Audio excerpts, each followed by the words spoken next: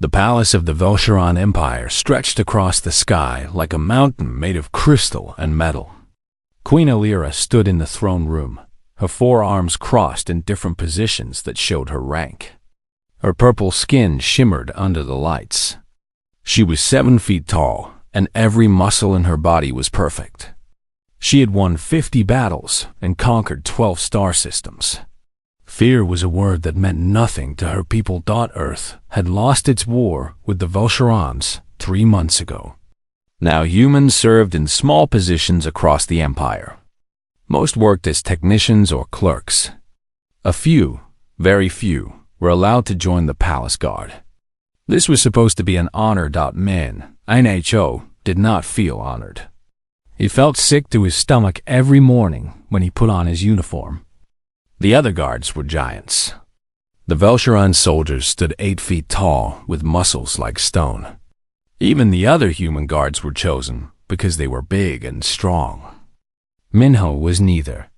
He was thin, short, and his hand shook when he held his weapon during training. "Pathetic," said Hyan, one of the human senior guards. He watched Minho fail another combat drill. "Why did they even send you here?" Minho did not answer. He knew why. Earth had to send someone, and he had scored high on the written tests. He was good at noticing things, at solving puzzles. But none of that mattered when you could barely lift a plasma rifle. During his breaks, Minho sat alone in the corner of the guard station. He pulled out his old notebook and drew pictures with a pencil. He drew trees from Earth, rivers, his mother's garden. The other guards laughed at him. Real soldiers did not draw flowers. The day everything changed started like any other terrible day. The palace was preparing for a diplomatic reception. Ambassadors from 6 different alien species were coming to meet Queen Alira. Security was tight. Every guard was on duty. Minho was assigned to the outer kitchen corridor. It was a boring post. Nothing ever happened there. He stood at his position and watched servants carry food and supplies. His feet hurt. His rifle felt heavy. Then he saw something wrong. One of the servants, a Velcheron male, walked past carrying a tray. But his movements were off. Velcherons moved with perfect grace. This one hesitated. His eyes darted back and forth. And the tray he carried was covered, which was not normal for this corridor. Minho's heart started beating fast. He was probably wrong. He was always wrong about these things. But something in his gut said danger. He reached for his communicator, but his hands were shaking so badly he dropped it. The device clattered on the floor. The servant heard it and looked at Minho. Their eyes met. The servant's hand moved toward the covered tray. Minho did not think. His body just moved. He ran forward, shouting, "Stop! Security breach!" The servant threw off the tray cover. A blade appeared in his hand, shimmering with energy. He was already running toward the main reception hall where Queen Alira was greeting the first ambassadors. Minho was not fast. He was not strong, but he was close, and he had one advantage. He knew he was about to do something very stupid, and fear gave him speed. Other guards were responding to his shout, but they were far away. The assassin was heading through a side entrance. In 5 seconds, he would reach the queen. Minho threw himself forward. He crashed into the assassin from the side. They both hit the ground hard. The energy blade swung toward him. Minho rolled, felt heat pass his face. Then pain exploded in his shoulder. The blade had cut deep. "Human fool!" The assassin hissed, but now the other guards arrived. Plasma fire lit up the corridor. The assassin tried to fight, but there were too many. He went down under a wave of armored bodies. Minho lay on the floor, bleeding. His shoulder burned like fire. He had never felt pain like this. He wanted to cry, but he was too shocked. Then she was there. Queen Alira herself, standing over him. Her 4 eyes looked down at him with an expression he could not read. Behind her, the ambassadors and guards crowded the doorway. "You saved my life," she said. Her voice was deep and powerful. "You the one they all mock." Minho tried to speak, but nothing came out. His vision was getting dark around the edges. "Take him to the medical wing," Queen Alira commanded. "Use the royal physicians. I want him alive."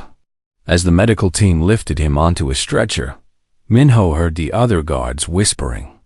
The scared human, the weak one, had just done what none of them had seen coming. He had stopped an assassin. Queen Alira watched them carry him away. For the first time in her life, she felt something strange. Curiosity. This tiny, frightened human had thrown himself at danger. Why? Velsharans were bred to have no fear. They were perfect warriors. But this human had been terrified. She had seen his hands shaking. And yet he had acted anyway. What kind of strength was that? She needed to understand. 3 days after the attack, Minho woke up in a room he did not recognize. The walls were smooth and white. Medical equipment hummed around him. His shoulder was wrapped in something that glowed softly and made the pain feel far away. A nurse came in. She was Velsharan, with gentle purple skin and kind eyes. "You are awake. Good. The Queen wishes to see you." Minho's heart jumped. The Queen? Why? She visits every day. She has been waiting. Before Minho could process this, the door opened again. Queen Alira entered the room. She had to duck slightly to fit through the doorway. Her presence filled the entire space. Minho tried to sit up straighter, but his body would not cooperate. "Stay still," Alira said. She pulled a chair over and sat down. The chair looked like a toy under her massive frame. "I want to ask you something." Minho nodded, his mouth dry. "Why did you do it?" "You were afraid. I could see it in your face, in your movements. Yet you ran toward danger. My people do not understand this. We are genetically modified to feel no fear. We act because it is logical, but you? You acted despite your terror. Explain this to me." Minho thought carefully. His brain was still foggy from the medicine. "I was scared," he admitted. "I am always scared. But you were going to die. Someone had to do something. It did not matter that I was afraid. It just mattered that I tried." Alira leaned forward. Her 4 eyes studied him intensely. "This is fascinating. In my culture, this would be considered a defect. You should have been too afraid to move." "Maybe," Minho said quietly. "But my mother taught me something. She said that being brave does not mean you are not scared. It means you do the right thing even when you're scared. That is what makes it brave." Something flickered across the Queen's face. An emotion Minho could not name. She stood up. "I will return tomorrow. Rest." And she did return. Every day, Queen Alira came to Minho's room. At first, she asked questions about human nature, about fear and courage. But slowly, the conversations changed. They talked about other things. Minho showed her his notebook full of drawings. He had sketched them from memory. Trees with green leaves. A small house with a garden. His mother cooking food in the kitchen. Simpler things. "This is beautiful," Alira said, touching the page gently with one of her large fingers. "We have art in our empire, but it is all about victory and strength. This is soft, peaceful. I do not think we have anything like this. Do you want to?" Minho asked. "Want to what?" "Have peaceful things. Soft things." Alira was quiet for a long time. "I do not know. I have never thought about it." When Minho was released from the medical wing, the Queen made an unusual request. She wanted him assigned to her private guard detail. This meant he would be near her during her personal hours, not just official duties. The court was shocked. The other guards were angry. But no one could refuse the Queen. Minho found himself spending evenings in the Queen's private library. It was a huge room filled with data crystals and ancient books from 100 worlds. Alira would handle her empire's business, while Minho sat quietly in the corner, sometimes drawing, sometimes reading. One evening, Alira put down her work and looked at him. "Teach me about human culture. The real culture, not what is in the official reports." So Minho did. He told her about human music, about songs that made people cry even though they were happy. He recited poetry, stumbling over the words because he was nervous. He explained about families and how humans celebrated small moments, not just victories. Alira listened to everything. She asked questions that showed she was really thinking about what he said. And slowly Minho noticed something changing in her. She smiled more. Once, when he told her a funny story about his childhood, she laughed. It was a strange sound, like she did not know how to laugh properly. But it was real. "My people would say I am becoming weak," she said one night. They were sitting on the balcony of her chambers, looking at the stars. "They would say these emotions are corrupting me. What do you think?" Minho asked. "I think." She paused. "I think I have been strong in battle my whole life. I have never lost a fight. But I have never felt truly alive until now. Is that weakness? Or is it something else?"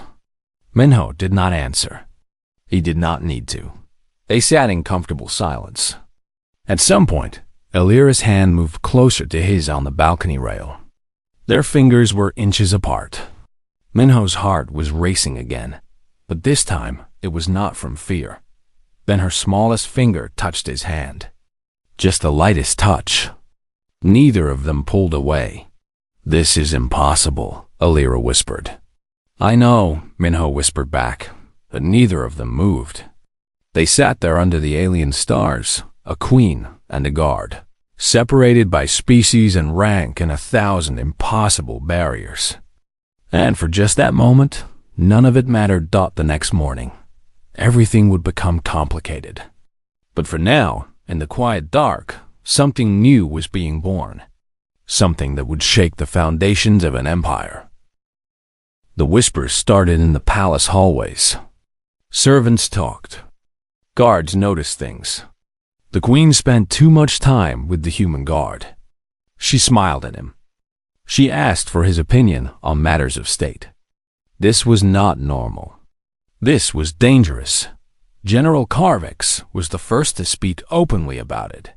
He was the commander of the Velcheron military, a giant even among his people. His skin was darker purple, almost black, and his forearms were covered in battle scars. He had served the empire for 60 years. He stood before the Queen's Council, his voice hard. "The human is corrupting Her Majesty. She has become emotional, unstable. This is exactly why we removed such weaknesses from our genetics. She's becoming like them, like the humans." The council members shifted uncomfortably.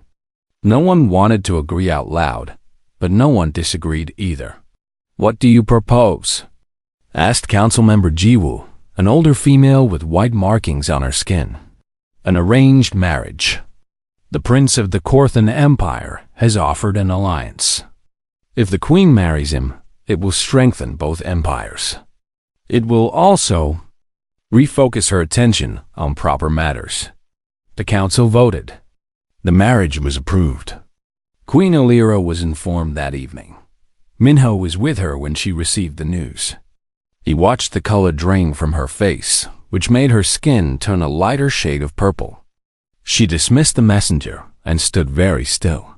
"They are forcing you?" Minho asked quietly. "Not forcing. Strongly recommending. It is for the good of the empire." Her voice was flat and motionless. "The old Alira, the warrior queen. Do you want to marry him?" She turned to face him. "What I want does not matter. I am the queen. I have responsibilities." That is not an answer. Alira's hands clenched into fists. All four of them. "No, I do not want to marry him." I do not even know him. But I have met you, and now everything is confused. Before you, everything was simple. Duty, honor, strength. Now I feel things I cannot name, and they terrify me more than any battle. Minho stepped closer. Then do not do it. You do not understand. If I refuse, the council will see me as unfit. General Carvex is already spreading rumors. There could be a challenge to my rule. Civil war. Thousands would die. Then I will leave, Minho said suddenly. The words hurt to say, but he forced them out. I will request a transfer back to Earth.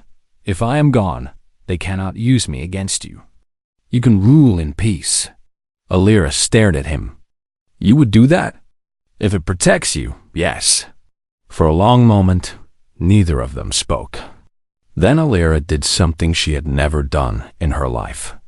She reached out and pulled Minho into an embrace.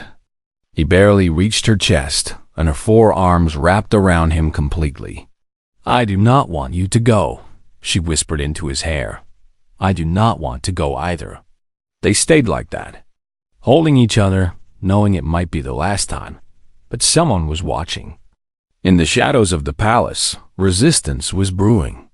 Not just among Vel'Sharans, but among humans too. A week later, Minho received a secret message. It came through his old communicator, the one from his Earth military days. He met the sender in an abandoned storage room in the lower levels of the palace. The woman who appeared was human, dressed in simple worker clothes. But her eyes were sharp and calculating. My name is Terry. I lead the Earth resistance cells in this sector. Minho's stomach dropped. I am not part of any resistance. We know. But you are close to the Queen, closer than anyone else. You could help us. Help you do what? We have been planning to strike at the Empire's infrastructure. Supply lines, communication hubs. Small things that add up. But with your position, you could do so much more. You could sabotage from the inside. Maybe even... She paused. Maybe even get close enough to the Queen to know. Minho's voice was hard. I will not betray her. Terry looked surprised. She is the enemy. She conquered Earth. She is a person. And she is changing. I have seen it. She's not the monster you think she is. Then, you are a traitor to your own people. Minho stood up. I am loyal to what is right. Hurting her is not right. There has to be another way. He left before Terry could say anything else. But her words haunted him. Was he a traitor? His own people were suffering under Vel'Sharan rule. Should he not help them? But when he thought about Alira, about her laugh, about how she touched his drawings with such gentle curiosity, he knew he could not hurt her. Not even for Earth. The wedding was scheduled for 3 weeks away. The palace was decorated. The Korthan prince arrived with his entourage. He was tall and proud, with golden skin and cold eyes. He looked at Alira like she was a prize to be won. Minho watched from his guard position, his heart breaking. Alira stood beside the prince, her face a mask. She did not look at Minho once. The night before the wedding, Minho requested a private audience. It was granted. He entered her chambers for what he knew would be the last time. I am transferring back to Earth, he said without preamble. The paperwork is filed. I leave tomorrow morning. Alira turned from the window. So you are running away. I am giving you what you need. A clear path forward. No distractions. Is that what you think you are? A distraction? Minho's voice broke. I am a human guard who fell in love with an alien queen. Yes, I am a distraction. I am a problem. And I am leaving so you can fix it. The words hung in the air. Love. He had said it. The thing neither of them had dared to name. Alira crossed the room in 3 long strides. She cupped his face in 2 of her hands. You impossible, foolish human. Do you think I do not feel the same? Then what do we do? I do not know. But I know I cannot marry him. I know I cannot lose you. And I know that somehow we have to find another way. They held each other as the night deepened around them. Two impossible lovers facing an impossible choice. Minho could not sleep that night. His mind raced with thoughts of Alira, of the wedding, of everything falling apart. He wandered the palace halls, his feet taking him to the one place he always found peace. The royal library. The massive room was dark and empty. Minho walked between the shelves, running his fingers over ancient data crystals and bound books from 1,000 worlds. He had spent so many evenings here with Alira, learning about the Empire's history. Then something caught his eye. A section he had never noticed before, hidden behind a locked case in the far corner. The lock was old, covered in dust. No one had opened it in years. Maybe no one even remembered it was there. Nho was not a rule breaker. But something pulled at him. He examined the lock. It was electronic but ancient. He pulled out his multi-tool and carefully worked at it. After 20 minutes, it clicked open. Inside were old books. Real paper books, yellow with age. The writing on them was in ancient Velcheron script, but Minho had learned to read some of it during his time here. He pulled out the first book and began to read. What he found made his hands shake. The books were histories, but they were different from the official histories taught in Velcheron schools. These books told of ancient Velcherons, thousands of years ago, before the genetic modifications. They described the people who felt emotions, who loved and feared and cried and laughed, who conquered not just through strength, but through diplomacy and art and connection. There were images. Ancient Velcherons holding children, dancing, creating beautiful things. They looked so different from modern Velcherons, even though their bodies were the same. They looked alive. Then Minho found the key document. A military order from 2,000 years ago. A group of generals had seized power during a great war. They declared that emotions were weakness. They ordered all Velcherons to undergo genetic modification to remove fear, love, and other feelings. Anyone who refused was executed. The Empire had been built on a lie. Velcherons were not naturally perfect warriors. They had been made that way by force. Minho spent the whole night reading, taking careful notes. When morning came, he had a folder full of evidence. His heart pounded as he realized what this meant. He had to show Alira. Right now, he ran to her chambers. The wedding was in 6 hours. The palace was already buzzing with preparation. Guards tried to stop him, but he shouted that he had urgent information for the queen. Finally, they let him through. Alira was being prepared for the ceremony. Servants surrounded her, draping her in elaborate robes. She looked miserable. When she saw Minho burst in, her face changed. "Everyone out," she commanded. The servants fled. "Minho, what? You need to see this." He spread the documents on her table. His hands were shaking. "I found these in the old library section. Alira, your people were not always like this. The emotions, the ability to feel, it was taken from you. 2,000 years ago. By force." Alira stared at the documents. She picked one up, read it carefully. Then another. Her 4 hands moved faster and faster through the papers. Her face went through a dozen emotions, emotions that should have been impossible for her. Shock, anger, grief. This is our history? Our real history? Yes, you were not made perfect.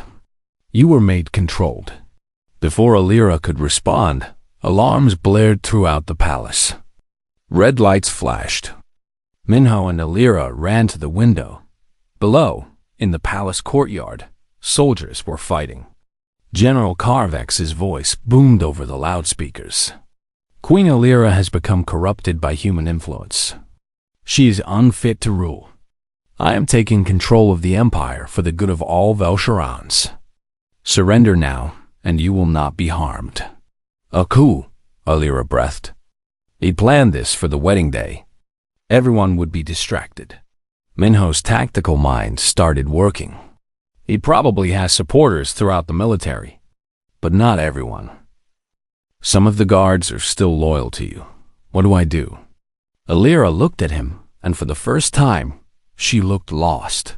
Minho thought fast. An idea was forming, crazy and dangerous, but maybe the only way. You have to tell everyone, not just about the coup, about the truth, about what was done to your people. They will not believe me. Then show them. Broadcast it. Send the documents to every Velcheron world. Let them see what was hidden from them. Alira looked at the ancient papers spread across her table, then at Minho. Then she smiled, fierce and determined. You are right. If I am going to fall, I will fall telling the truth. They moved fast. Alira had access to the Empire's main communication hub, a room in the highest tower. They ran through corridors as fighting erupted around them. Loyal guards formed a protective circle. Some of them were humans. Hyan, the guard who had once mocked Minho, now fought beside him. They reached the communication hub. Alira sat before the camera, Minho beside her. She began uploading the documents to every screen in the Empire. Then she spoke. People of the Velcheron Empire. I am Queen Alira. General Carvex has betrayed us all. But this coup is not the real issue. The real issue is a lie we have been living for 2,000 years. She held up the documents. We were not always warriors without emotion. We were made this way.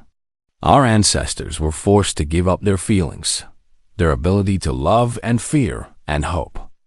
We think we are perfect, but we are prisoners. The camera swung to show Minho.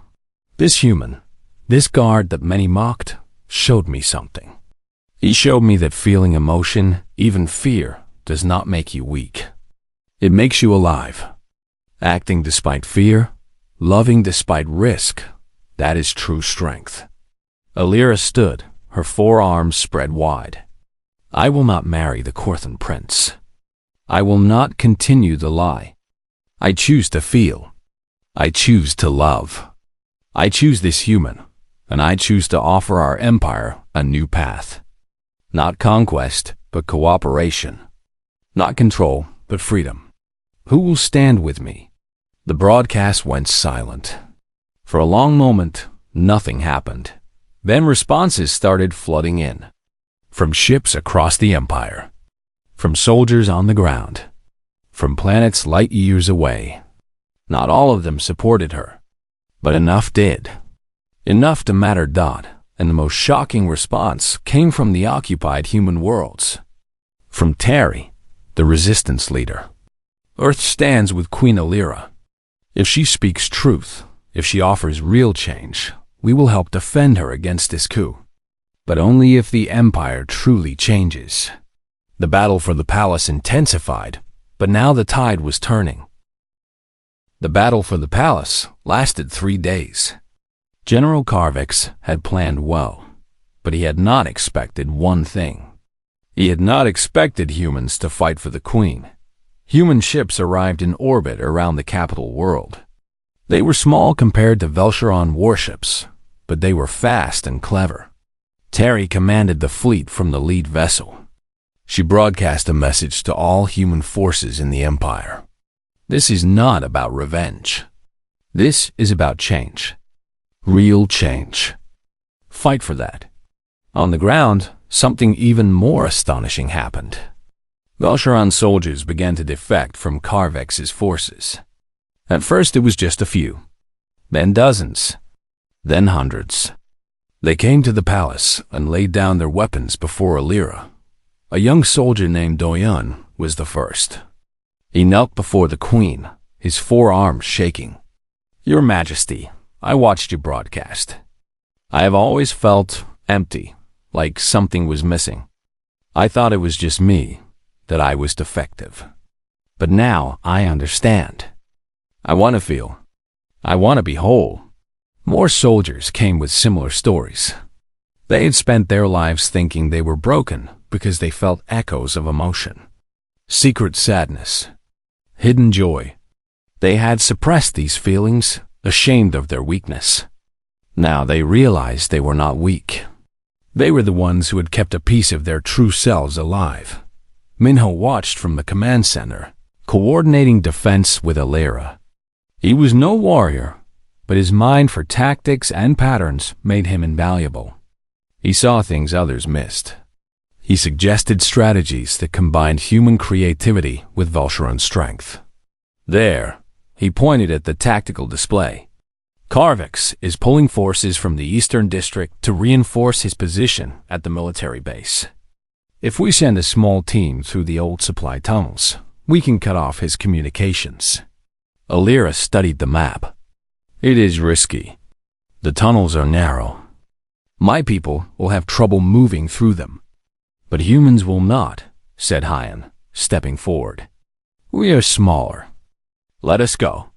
A mixed team of humans and loyal Velsharans entered the tunnels. They moved in silence through the darkness.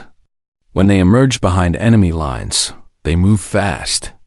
Communications went down. Karvex's forces began to fragment, unable to coordinate. But Karvex himself was still dangerous. He stormed the palace with his personal guard, elite soldiers who had served him for decades. They crashed through the main gates. Loyal forces tried to stop them, but were pushed back. Karvix was heading straight for the throne room. Alira stood waiting for him. Minho stood beside her, armed with a rifle he barely knew how to use properly. His hand shook, but he did not run. Karvix burst into the room. His face was twisted with rage. You have destroyed everything. The Empire was perfect, and you corrupted it with your weakness. The Empire was a prison, Alira said calmly. I set us free. Free? Karvix laughed bitterly. Free to be weak? Free to fail? I will not let that happen.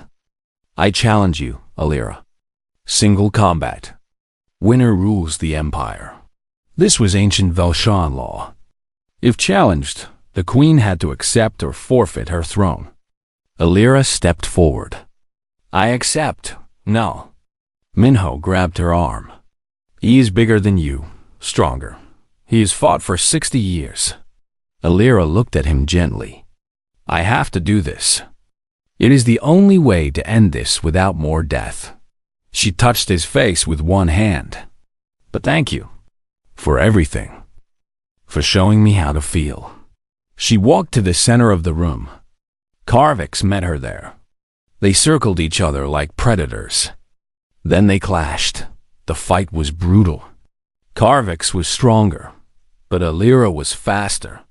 His forearms struck like hammers. Her forearms moved like water. They fought with a ferocity that shook the walls, but Karvix had one advantage. He had no emotions to distract him. No fear of death. No love to make him hesitate. Alira, now awake to her feelings, felt all of it. Fear, love, worry about Minho watching, grief for her people. All the messy, beautiful emotions that made someone alive. Karvix landed a crushing blow to her side. She fell. He stood over her, ready to deliver the killing strike. You see? He roared. Emotions make you weak. I was right. Alira looked up at him. Then she looked at Minho. Minho, who was terrified but had run toward an assassin anyway.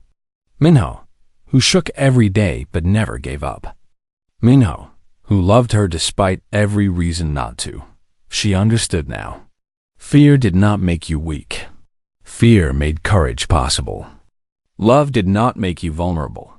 Love gave you something to fight for. She moved. Not with the perfect precision of a genetically modified warrior, but with the desperate strength of someone who had everything to lose. She swept Karvix's legs.